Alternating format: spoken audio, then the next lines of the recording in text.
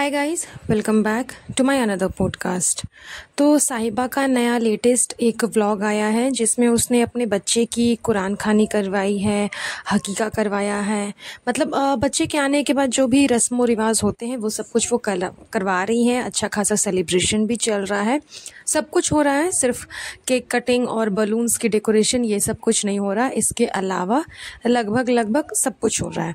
Okay, it's okay, no problem, इसमें कोई दिक्कत नहीं है क्योंकि जाहिर सी बात है कि न्यू बेबी आया है तो थोड़ी बहुत सेलिब्रेशन तो बनती है। हाँ, वो अलग बात है कि घर का माहौल जो है थोड़ा सा वो डिफरेंट है मैडम की वजह से, जो कुछ भी मैडम के साथ अभी चल रहा है। लेकिन फिर भी चलो, सब कुछ धीरे धीरे स्टेबल हो जाएगा। जनाब ने भी अपडेट दिया कि मैडम ठीक है, उनकी जो उतनी लॉन्ग सर्जरी थी 14-15 घंटा की, वो अच्छे से हो गई और मैडम बहुत जल्दी रिकवर करके घर वापस आ जाएंगी। So once again I pray for madam कि वो जल्दी से रिकवर करके घर आ जाए, ताकि उनकी जो एब्सेंस घर में अभी थी, जिसके वजह से पूरा घर का माहौल उथल पुथल हो गया, स्पेशली उनके बेबी को लेकर के।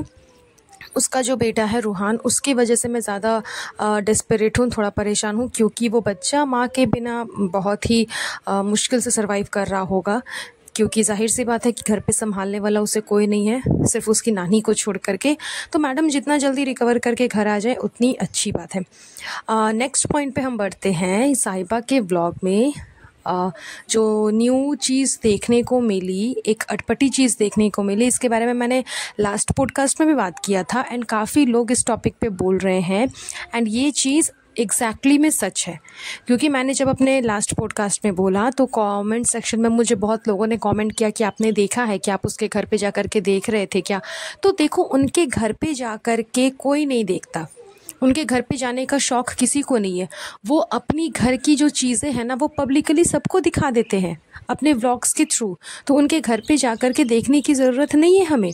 हमने तो आज तक उनके घर पे जाकर के उनका रूम का डेकोर नहीं देखा, उनके बच्चे का फेस उनके घर पे जाकर के नहीं देखा, लेकिन फिर भी हमें पता है ना कि उनका बच्चे का फेस कैसा है। मैडम के हवाले से मैं बोल रही हूँ कि मैडम के बच्चे का फेस कैसा है हमें पता है, क्योंकि मैडम ने व्लॉग में दिखाया है। तो उनके घर में जो कुछ भी हो रहा है ना, वो हमें उनके घर पे जा कर के ही देखने की ज़रूरत नहीं है, व्लॉग्स के थ्रू सब कुछ दिख जाता है। एंड ये चीज़ भी व्लॉग्स के थ्रू दिख गई कि साहिबा ने अपने पैर धोए हुए टब में खाना सर्व किया था सबको। मैंने लास्ट वाले पॉडकास्ट में भी बताया इस टॉपिक पे कि बहुत ज़्यादा ये चीज़ वायरल हो रही है, बहुत ज़्यादा ये चीज़ सोशल मीडिया पे दिखाई जा रही है कि लास्ट टाइम जब साहिबा के मैनिक्योर पेडिक्योर के टाइम पे जो टब यूज़ हुआ था, जो कि बच्चों ने मैनिक्योर और पेडिक्योर किया था साहिबा का, उसने अपने व्लॉग में दिखाया, वही टब अभी ये लोग बिरयानी सर्व करने के टाइम पे यूज़ कर रहे हैं। बच्चों का जो कुरान खानी हुआ, वहाँ पे बच्चे जो आए थे उनको खिलाने के लिए इनके खुशामदीद से बिरयानी मंगवाई गई थी और वो बिरयानी उसी टब में रखी गई, उसी से सर्व किया गया। और वही बिरयानी खाने के बाद रेहान की तबीयत ख़राब हो गई और वो 4 दिन हॉस्पिटल में एडमिट था, जो कि जनाब ने अपने ब्लॉग में दिखाया कि रेहान भी 4 दिन तक हॉस्पिटल में एडमिट था। अब लोग बोलेंगे कि आपकी वजह से ऐसा होता है, उसकी वजह से ऐसा होता है, आप लोग ट्रोल करते हो इसीलिए मैडम को ऐसा हो गया। नहीं, देखो असलियत सामने आ गई। इनकी अपनी खुद की हरकतें भी ऐसी हैं कि इनको अनहाइजीनिक चीज़ों की वजह से इनको प्रॉब्लम होती है। बहुत लोगों ने एनएफ को ब्लेम किया कि उसकी वजह से मैडम को इस टाइप का जो मेजर इंजरी था वो हो गया है, लेकिन ऐसा कुछ भी नहीं है। किसी के कुछ भी कह देने से, किसी के कुछ भी बोल देने से आपके बॉडी पे इफ़ेक्ट हो जाएगा, ऐसा तो मतलब अंधविश्वास वाला बात है। आज के टाइम के लोग, आज के जनरेशन के लोग जो कि इतने एडवांस हो गए हैं, वो ऐसी दकियानूसी बातें करते हैं, बेवकूफ़ी वाली बातें करते हैं कि किसी के कुछ बोलने से ऐसा हो जा रहा है, किसी के कुछ कहने से ऐसा हो जा रहा है। तो ऐसा कुछ भी नहीं है। साइंस बहुत आगे डेवलप कर गया है। आप लोग थोड़ा सा दिमाग लगाओ, सोचो कि इतनी अनहाइजीनिक वे में ये लोग अपने घर पे रहेंगे, खाना पीना इतनी अनहाइजीनिक तरीके से खाएंगे, तो जाहिर सी बात है तबीयत तो ख़राब होगी ही। मतलब इतना ज़्यादा तबीयत ख़राब हो गया रेहान का कि उसको 4 दिन तक हॉस्पिटल में एडमिट रहना पड़ा। ये कोई छोटी मोटी बात नहीं है।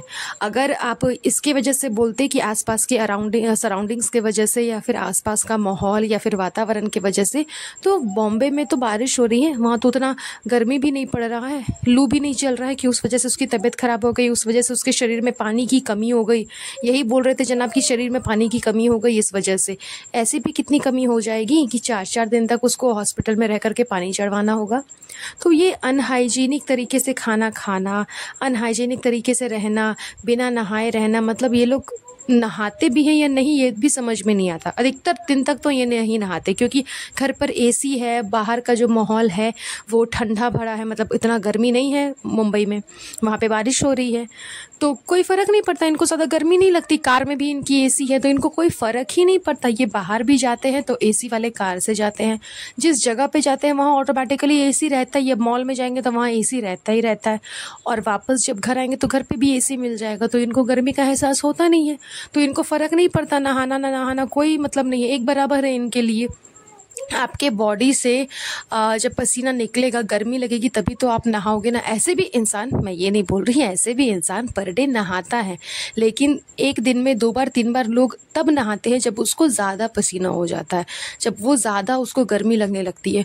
इनको तो गर्मी ही नहीं लग रही। अब आप बोलोगे कि ठंडी में नहीं नहाते हैं, मेरा वो कहने का मतलब नहीं है, ठंडी में भी नहाते हैं। नॉर्मली इंसान पर डे नहाता ही है, लेकिन मैं इनके हवाले से कह रही हूँ कि इनको गर्मी लग ही नहीं रही है, इनको परेशानी हो ही नहीं रही है, तो ये सोच रहे हैं कि हम वैसे ही रहते हैं ना, क्या ज़रूरत है नहाने का, इसलिए ये लोग नहाते भी नहीं हैं। तो जब इतना अनहाइजीनिक वे में रहेंगे तो जाहिर सी बात है ना यार कि फ़र्क तो पड़ेगा ना, तबीयत तो ख़राब होगी ही ना।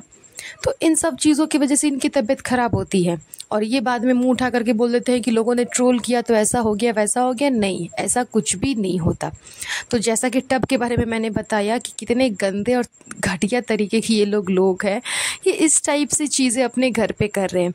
और इसके बाद मैडम के बारे में भी साहिबा ने लास्ट में आकर के, एंड के एकदम, मतलब व्लॉग के एकदम लास्ट में, एंड में आकर के बोला है कि भाभी का ऑपरेशन हो रहा था फ्रेंड्स, तो ऐसे हो रहा था तो वैसे हो रहा था, हम सब बहुत दुखी थे, ये थे वो थे, हमने व्लॉग नहीं बनाया। जबकि इसका जो व्लॉग है वो प्रॉपर 1 वीक का है।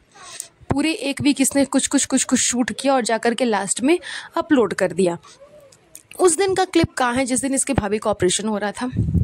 उस दिन का भी तो क्लिप होगा ना। उस दिन भी ये लोग सब बैठ करके घर पे टेंशन वाले माहौल में होंगे। किसी के भी चेहरे पे टेंशन नज़र नहीं आ रहा था कि हाँ, पूरे घर में किसी के भी चेहरे पे टेंशन है।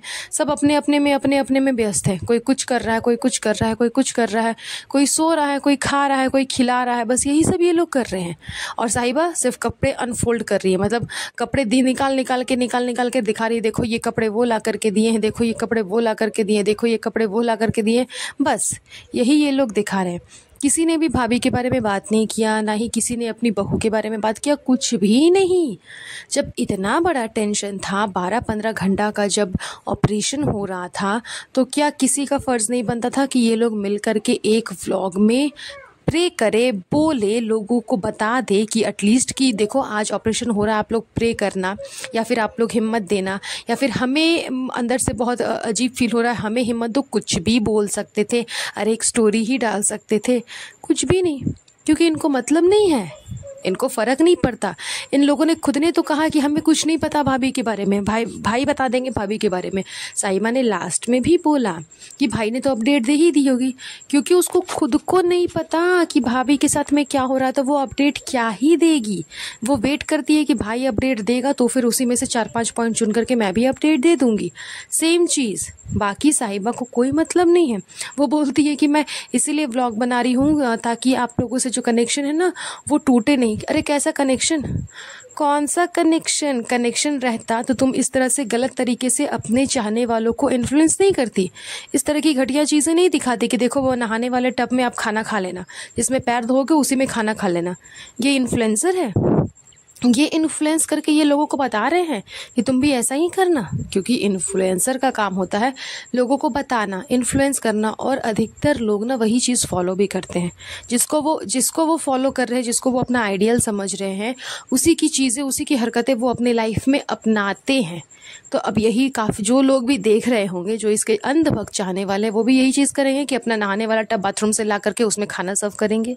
मतलब कितनी घटिया चीज़ें ये दिखा रही है। तो कोई कनेक्शन वगैरह नहीं है, ये सब सिर्फ झूठ की बातें हैं। इसको सिर्फ व्लॉग अपलोड करना है क्योंकि सोर्स ऑफ इनकम बस वही है, तो हर हाल में इसको व्लॉग अपलोड करना ही करना है। तो ज़्यादा ट्रोलिंग ना हो, ज़्यादा ट्रोलिंग से बचने के लिए, अपने आप को इनोसेंट साबित करने के लिए ये पैतरे, ये चोचले ये आजमाती हैं कि भाई के लिए भाभी के लिए प्रे करिएगा फ्रेंड्स, हमें ऐसा लग रहा था, हमें वैसा लग रहा था, आपसे कनेक्शन टूट जाएगा इसीलिए बता रही हूँ ये वो। बाकी ऐसा कुछ भी नहीं है, सब का सब फेक है, सारी बातें झूठ है। That's all. चलिए बस आज का ये पॉडकास्ट हम यहीं पर एंड करेंगे। बहुत जल्द मिलूंगी आप लोगों से नए पॉडकास्ट पे। तब तक आप सब अपना ध्यान रखिएगा। Have a nice day. Bye bye.